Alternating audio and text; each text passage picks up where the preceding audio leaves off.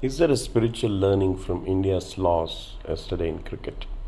How do we take it? Many people would be disappointed, but then the feeling of negativity, feeling of sadness would be there.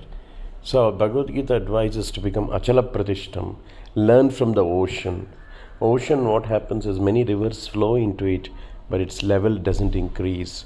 When there is a lesser flow during the summer season of the rivers, the samudra, the ocean's level remains as it is, and when there is a higher flow during the monsoon or rainy season, the samudra, the ocean's level doesn't increase or not decrease. So similarly, that victory or loss, we have to be achala pratishtam, not being moved by any of this. So this is one of the important lessons. And then we'll be in like Arjuna went to Vishada. Before the war, he went to the Vishada because the stakes were very high. He was facing to kill his own grandparents and cousins and nephews and all those guys, right? So it was before the war, but here it is Vishada after the match. We are facing Vishada after the match because my country lost, my bodily birth, the country lost. It's a platform of Ahankara. So what do you do now to improve this particular problem? How do you overcome or come out of this sadness very fast? Is apply Sankhya to the mind. Sankhya Yoga means what is eternal, what is temporary, and what is permanent. In that case, Lord Krishna told to Arjuna that all these kings and you and all, nobody is getting killed because the soul exists forever in the past, in the future. So don't worry, go on doing your action, duty. So like that, here, nobody is getting defeated, nobody is getting won, The eternal thing, sport is eternal. The concept of sport is improve physical fitness, not victory or defeat. We are heavily focused, sports in Sanskrit is krida. Krida means to improve the fitness. We just do the opposite side. We build the opposite side and we have fun because opposite side gives resistance and we have fun to improve the fitness and to have fun and also physical fitness together, right? That is a focus. And it is not, now the sports has become only competition, victory, defeat. Victory, defeat is never the concern in sport.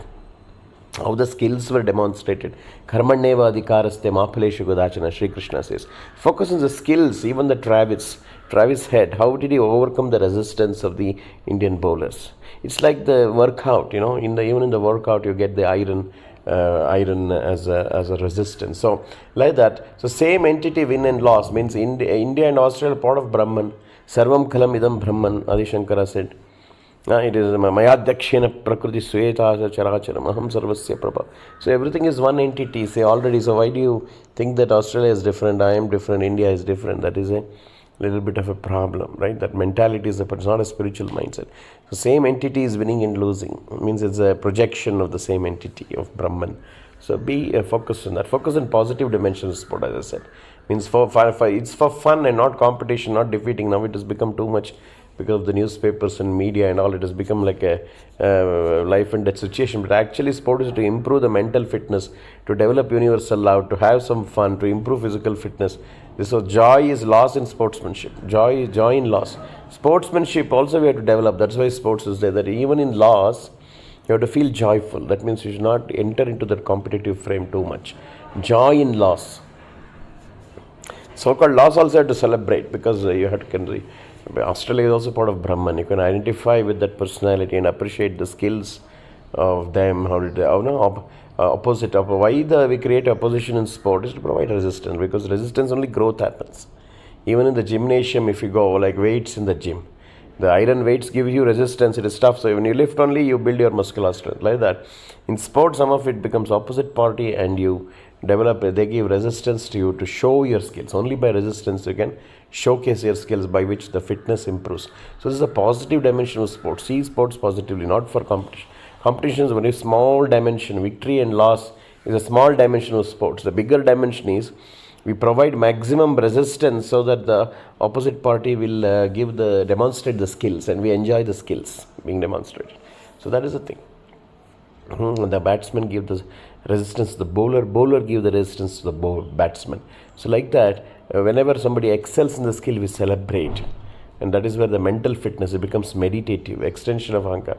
Problem now is we have taken Ahankara very big, extension of Ahankara. Oh, my nation, I have lost. And I see the team as a projection of my own, a false identity of Ahankara, of an Indian, a bodily identity, Dehatma Buddhi Kunapetri Dhatuke. So come out of this Ahankara paradigm and see sports in a fun and sportsmanship, you improve the overall mental and physical fitness by resistance. Take joy in how any player overcame resistance, as I said, right? How did Rahul also overcame resistance and bear it beautifully? Travis said, bear it beautifully. Forget victory or loss. Celebrate the skills. Celebrate how they overcome resistance. Then you can apply that in your life to overcome resistance. Right? We face a lot of challenges, and we can learn from Travis Head's batting how we overcome the resistance of the bowlers, whether spin or pace or shami. He overcame that. That will give us joy to overcome so much sadness and so much challenges in our life. So please understand. So Gita 2.38 summarizes very nicely this point. Sukha dukkha same kritva. Sukha dukkha, you be the equanimity. See, how yoga is all about equanimity. Same means equanimity. How do you treat day and night and the dualities you have to be, your mind has to be equipoised. Sukha dukkha same kritva. Labha labha jaya jaya. Labha labha means loss or profit. Labha labha. Labha alabha. Jaya ajaya. Victory, loss. Profit, loss, victory and defeat. So Tama Yuddha says that you can't doing your duty, your swadharma, naivam papam, then you'll never get papa. But if you get affected by this, you're getting caught by sin. Sin means degradation of the mind and the body. So don't get affected by the dualities and be equipoised like the ocean, achalam pratishta. So practicing equanimity is yoga. So by that, I will advise everyone to apply this Bhagavad Gita shloka, develop equanimity, enjoy the sport, improve physical mental fitness, and develop the meditation and chant the Hare Krishna Mahamantra. Do your duty, do your swadharma, which is your natural skill, which gives you the real relish, and learn from the sport. Thank you very much, friends. Enjoy. I think we had a great World Cup. All matches were good. The final is good. I congratulate the Australians. We're also part of Brahman, our own people. Don't get into too much of mine and his, them and us. That is samsara. Come out of the samsara, situate in your spiritual mindset. Samsara means distinction. This is mine, there is this. Mamaka Pandavas Chaiva. That is where samsara starts in the Bhagavad Gita, first sloka. So don't be there. Posit yourself in the equanimity, same krutva. Then you see the bliss, and then you chant the Hare Krishna Mahamantra, which will take you to the bliss. Hare Krishna, Krishna Krishna, Hare Hare. Hare Ram, Ram Ram, Hare Hare. Jai Shri Krishna.